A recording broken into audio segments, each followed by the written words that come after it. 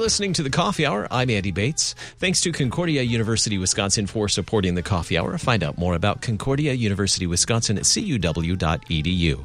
Live Uncommon. Joining me in studio, Mike Fischer. He's Senior Gift Planning Advocate for LCMS Mission Advancement. Mike, welcome back to The Coffee Hour. Thank you. It's been a little while since we've chatted. Good to have you back in studio, have you here in town, and have some time to chat. Yes, beautiful weather. Also from Mission Advancement, Mark Hofman. He's the Executive Director for LCMS Mission Advancement. Mark, welcome back to the Coffee Hour. Thank you. It's good to have you here in studio as well. I think last time that we got to see each other really was at LCMS Convention. Even though we work in the same building, we probably pass each other in the hallway, but having a chance to sit down and chat is always great. So thanks for spending some time with me here on the Coffee Hour. Pleased to be here. For our listeners that aren't familiar with LCMS Mission Advancement, what is LCMS Mission Advancement? Mission Advancement is one of the 5 programmatic units of the national office here in St. Louis. The other 4 are International Mission, National Mission, Pastoral Education, and LCMS Communications. And Mission Advancement is the programmatic unit that is the interface or the connecting point between people and organizations, groups within the Synod to the Synod's national and international work around the world. And we're there to connect them and also take care of them to make sure that in response to their love and their prayers and their generosity that they receive meaning and value back from the Synod for that partnership. So as you talk about prayers and generosity and caring for them, paint a picture for me. What does that look like, caring for the people who love the Lutheran Church Missouri Synod and the work that the LCMS does around the world, and support that with prayers and generosity? Yeah, I like to go to Philippians 4, and Mike's heard this several times already, but Paul paints a wonderful picture of that in Philippians chapter 4, in that passage where he talks about the most important thing being knowing Christ. And then he says this kind of strange sentence. He says, "Not that I seek the gift, I seek the fruit that increases to your credit," because the Philippians had been touched by the gospel. They felt loved by Jesus, and then by the power of the Holy Spirit, they responded by supporting Paul in his missionary journeys. And that's what we see happening in the church, is the gospel touches people's hearts and they want others to know about Jesus. And so how do you care for them? You really want to focus on, we want to focus on the fruit that comes back. And that fruit tends to be seen in things like a deeper and more vibrant faith and a desire to be more personally connected with gospel proclamation work and the care of church workers and all kinds of things that are unique to the church. So Mission Advancement is going to be spending a lot of time listening to what people's needs are and what their expectations are and what their hopes are for when they give. That gets us into this question about how do we serve them from the very first time that they feel a personal connection to that work until perhaps even the moment where God calls them to be with himself. And Mission Advancement is structuring itself to take care of people all along that continuum. We're going to talk about gift planning today. Mike's going to share with us what gift planning means and why that's an important part of the work of LCMS Mission Advancement. Why does Mission Advancement now offer and promote gift planning? The answer to that is we respond. And we are seeing joy increase in the church. We're seeing people who they've been involved in personally supporting missionaries and mission work and the formation of pastors, and their joy is increasing, their faith is increasing, and then a strange thing happens. They begin to ask some very specific questions having to do with this thing called gift planning. So we are responding to what the church, people in the church are saying to us and what they're asking us for. And that's why we have someone like Mike and our other gift planning advocate serving them to help them work through those questions that God puts on their heart. So Mike, what is gift planning? I am glad you asked. Gift planning is sometimes misunderstood. Probably most people understand the term estate planning, having a will put in place, or in some circumstances, having a living trust along with a will. Gift planning also involves associated documents where people need to plan for situations that may occur in their life where they may be incapacitated or not able to handle their affairs. And that's why we also talk about powers of attorney or medical directives. But gift planning is from a scriptural and spiritual aspect, talking about giving. And giving first starts with God, what all He has given us. Greatest gift being faith, but then all our temporal blessings too. And it takes some planning to determine how that can be best used. So you have gift planning taking case of, or the situation of an estate plan. But within estate plan, some people have a planned gift. A planned gift is a specific instrument or a specific process where a gift may be made to various ministries or a ministry. So tell me more about that. Tell me more about a planned gift and what that you said that might be to a specific ministry, or tell me a little bit more about what that means. Be happy to. Dear friends of mine, going back years ago when I was exec of one of our Lutheran high schools, got to know him well. Unfortunately, God took him home, although fortunately for him, this past end of January. But he reached out to me, he and his wife, Bill and Janice, and they're featured on our website talking about gift planning. They set up a process with their IRA to make quarterly distributions from their IRA to ministries within Synod. And that is called a qualified charitable distribution. Instead of receiving their required distributions because they're over the age of 73, they just had their administrator redirect those the required distributions to ministry. And we here in Synod took those to give to various departments of what we do here in Synod. I think last time we met, we talked a little bit about this. Yes. I remember those terms coming up. So. Yes. It is something that really has come onto the scene within the last 4 to 5 years. Some people may know the term Secure Act 1, Secure Act 2.0. That's where Congress and the IRS have allowed for this type of stipulation to occur, where people can give from their IRAs instead of taking the money to themselves and get a few extra benefits. Probably the greatest benefit, seeing that ministry is supported right away. Well, that's a very creative approach too. If you are blessed with the gift of an IRA that you don't necessarily need to depend on and want to use that to gift and support ministries, what a creative way to go about that. There is an estimate right now, Andy, that in America we have $11 trillion, that's with a T, $11 trillion in IRA assets. And I would suspect that a number of our people in Synod are close to that age bracket of 73 or even over. And as you said, if they don't need that income and they're charitably minded, obviously if they don't itemize, it's a great double benefit. So that you shared that as a great example of a planned gift. Are there other examples of a planned gift that would come to mind? Let me give you another example. Mary and Roy, the last name deleted purposely, in Iowa, who are farmers. And they have been wonderfully blessed with crops over the last few years. And so with his crib corn that he stores in a bin, he has taken those on days where he monitors the market real well. He takes it to the local elevator and sells it. But he deeds it over to us, or to the LCMS Foundation, with whom we work closely, and that then is transferred into cash and given to ministry. And so I got an email just this morning from Mary saying that they had a wonderful harvest this year, and she says, we're going to play it again, Sam, and we're going to do that next year. And be prepared. We'll let you know a few days in advance so that you can be prepared to get that corn. So there are lots of things you can do with corn. There are some creative things you can do with corn, but one of them certainly is supporting ministry. Exactly. And that's not corny. That was a good one. I like that. Mark, what guides mission advancement in serving Synod contributors through gift planning?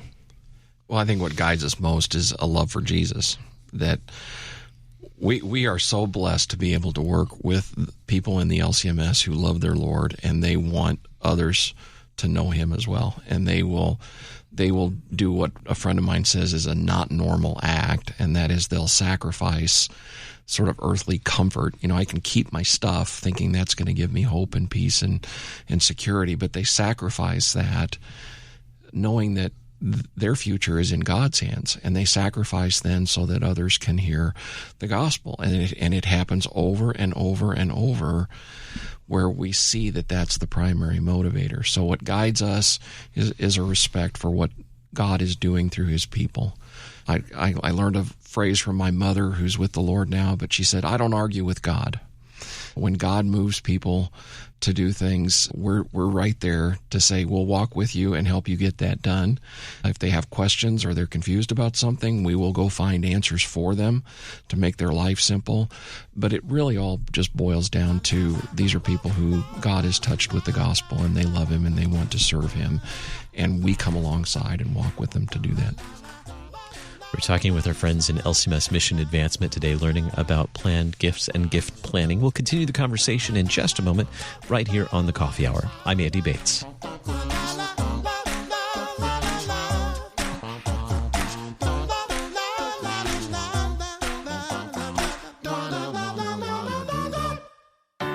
At Concordia University, Wisconsin, we believe you were created for a reason: to use your God-given gifts to help others. To live a life of self-sacrifice in a me-first world. To live a life that's uncommon. Whether you're taking one of 50-plus online programs or learning with us in person on the shores of Lake Michigan, you'll be equipped to make an uncommon impact. Learn more at cuw.edu. Concordia University, Wisconsin. Live uncommon.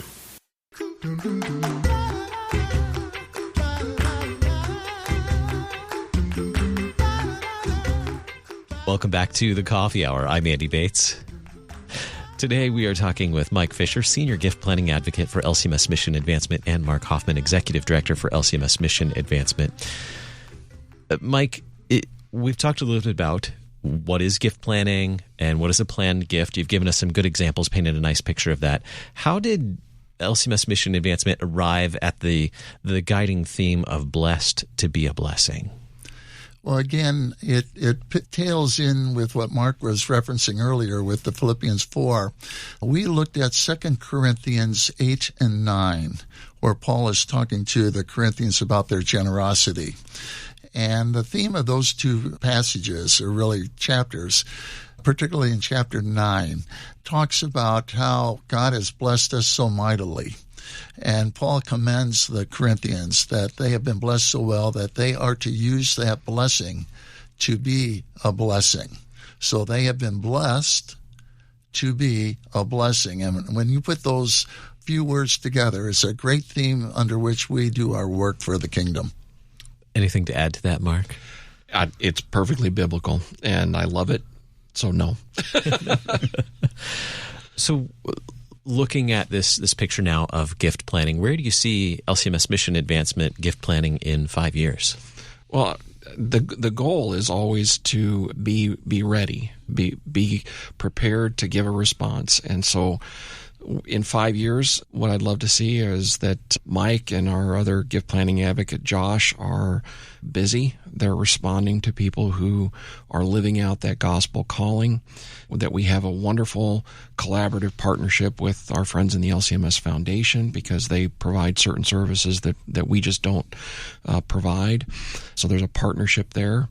And ultimately, that anyone at any time who says, I'd like to maybe think a little deeper, have a little bit more meaning to my giving, they would know that they could pick up a phone or reach out to us, and we would walk with them to get done what God is putting on their heart. And we'll share that contact information in just a little bit. Now, we've talked about IRAs. We've talked about corn. Are there other ways that someone might make a planned gift? Well, I have one that just happened where we're actually thinking about telling this story and sometime in the coming several months. But there was this wonderful couple, and they are still living. But they looked at their assets and they said, there's some things here that at our point in our life we're never going to need. And they asked our team, can we do something special with this for the Lord? And what they actually ended up doing was creating an invested fund that is going to give for them after the Lord calls them home. And they took those assets while they're living, and they invested them with the LCMS Foundation, and that's going to generate an annual gift on their behalf until Jesus comes back. And I am just stunned when people are thinking at a level like that there's a longevity and a sustainability and a vision for the future. And so that's one example I wanted to share. Mike, you probably have another one. Well, another one that pops into mind, and I call her my adopted mother. It was back in the 90s when I first started in gift planning with the LCMS Foundation at the time. I did some work with this couple, and Everett and Elvina, in California, childless. And Everett said, Mike, I invest in real estate. And he bought a bunch over years, rental properties. And he says, Mike, you need to go into real estate because God doesn't create any more earth, But God took Everett home about 16 years ago now. And Elvina has been a widow for a while. And it was about pre-COVID. In fact, right at the start of COVID, she became very ill. We didn't know if we would lose her or not, and so she reached out to me, and we made a number of arrangements for her and her care. And we updated her estate plan, or as I said earlier, gift plan. And she was barely able to get up from the kitchen table when I was starting to leave. And I said, Elvina, you don't need to leave. You've been such a blessing and appreciate having the privilege to serve you. And she just looked up at me and she said, Mike, I just want people to know Jesus. And it's that theme, that phrase that just has targeted my heart ever since, that whenever I see Elvina, I said, we're still working on having people see Jesus, aren't we? And she just has that big grin, and she's featured on our website too. But it's people like Elvina that just, you come away feeling far better than the many times they tell you have helped me so much. God put you here at that certain time, but it's God's people responding to grace to then help support furthering that grace to the kingdom. Mm-hmm. Thanks be to God for those hearts that are changed by the gospel and ready to respond and to serve in that way. I want to come back to something, Mark, that you mentioned a little bit, and either of you can chime in on this, an invested gift. Tell us a little bit more about what is an invested gift. Well, an invested gift is going to take a portion of what God has entrusted to us. And it could be, for example, IRA assets, or it could be land, it could be a savings account. And instead of then just spending that out immediately, that gift is actually put to work in the market, and it generates income. It generates dividends and interest and gains and things like that. And the law allows then that revenue stream that comes off of that investment to be used for ministry. Now, you don't touch the gift. The gift is always there. It's working to generate income, but the income then that's earned goes to do ministry. So, for example, you could set up an invested fund or an endowment to support KFUO, and the income stream off of that would just continue to support KFUO year after year after year until the Lord comes back. And so you take this small piece of what God has given us, and then over time, what it's earning actually becomes more than what the original gift was. And that's what we call an invested gift. Very good. I'm so glad you used the word endowment. That's what I was thinking. So it functions in that way. Correct. So there's an amount that's invested, and the proceeds from that continue to correct. And there are people that say, well, endowment just is money that's sitting there. No, that money is being put to work, and it's working to earn an income that then goes to support ministry. What is an added benefit to that endowment is a lot of our folk are getting up there in years, and I know I'm working with staff here at KFUO to see what we can do with your anniversary that you're looking forward to coming up here next year. In fact, I believe it's starting the end of this year. And the endowment is a way where people who have been so faithful supporting KFUO or any other ministry of Synod, where when God calls them home, they could fund it, as Mark said, while they're alive, but they can also add to it or create the endowment from their estate to continue the giving that they have been doing while they were alive. And so that is a nice thing to continue the great ministry that a number of our service organizations do. And those kinds of gifts then require some planning. You don't just wake up one morning and make it happen. They do require some conversation to ensure that that's going to work correctly. We've talked about gift planning. Is there a particular area of gift planning that is an area of focus for you, Mike? Well, referenced earlier with the IRA, with that amount of assets in America, and the government, both the feds and the state, in most states, are waiting for that distribution to occur. When that distribution occurs, they'll get their taxes. And if you are still an itemizer, that is a great way to not allow that to be taxed by having that distributed upon your death to ministry. While you're alive, most of our friends are not itemizers, and yet they still want to have that gift go to ministry. And if they, as you said earlier, Andy, do not need the income, it's a great way where you get the double benefit, the standard deduction, not to get into the weeds, but then you also be able to have that gift come straight to ministry. How can we learn more about connecting with Mission Advancement, the opportunities to give? How can we learn more about that? Well, we have a thing we call the donor care line or the contributor care line. It's toll-free 800 or 888-930-4438. That's a very easy way to get connected. And then Mike has actually some special connecting points with, go ahead and give them the website and the email. It's Gift Legacy. Well, we call it Gift Legacy, but if you go to the LCMS website and you look at the button at the top, Donate, scroll down when you touch that Donate button, and you'll see Gift Planning. Click on Gift Planning, and we have a plethora of material and information, stories, some which I recounted today, of people that have made use of gift planning. And then you can always contact our gift planning coordinator, Kate Ellis, at 314-996-1680. Very good. So if I want to, maybe I'm not sure what I want to do. Maybe I just want to learn more about what the options are, and I'm not ready to commit to a plan yet. What would happen if I were to reach out and say, I just want to learn more. I'm not ready to commit to something yet. I want to learn more. We'd be happy to just dialogue with people, converse with them where they're at. Again, we are not used car salespeople. We ask questions as to what people's passions are. We want to see where the Spirit is driving people. And then that's where we let it lie if necessary. If people want more, we're ready to assist and provide insight. So if you go to the lcms.org page and hover over the little donate heart there are lots of options. You can click on that and it'll walk you through. It gets you all kinds of information on next steps and what you can do to learn more. Yeah, and one of them is gift planning, where that really gets into the details of all the things that gift planning can offer. Mark, were you going to add something there? What I would say is someone who's just kind of curious, you can do that at arm's length through the website 24/7.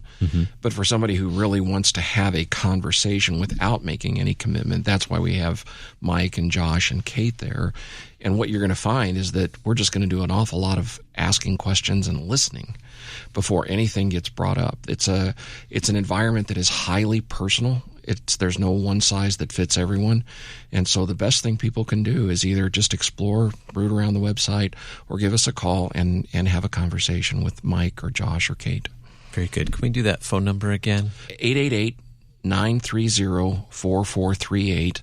And when you call the toll-free number, the person who answers will connect you initially to Kate, and then Kate will take it to the next appropriate step when it's time. Very good. thank you both for spending some time with me today. You've answered a lot of questions. I think I have a better picture of what gift planning looks like, what that process looks like for me and for our listener as well. Thanks so much for spending some time here in the studio. Our guest, Mike Fischer, Senior Gift Planning Advocate with LCMS Mission Advancement. Mike, thanks so much for being here. Quite welcome. Thank you. And Mark Hofman, Executive Director for LCMS Mission Advancement. Mark, always a joy to have you in studio. Thanks for being my guest. We appreciate KFUO and our listeners. You've been listening to The Coffee Hour. I'm Andy Bates. The Coffee Hour with Andy and Sarah is a production of KFUO. To support the Coffee Hour and KFUO Radio, visit KFUO.org. You can also text KFUO to 41444 or send an email to gifts@KFUO.org. And you can call us at 800-844-0524. KFUO. Christ for you, anytime, anywhere.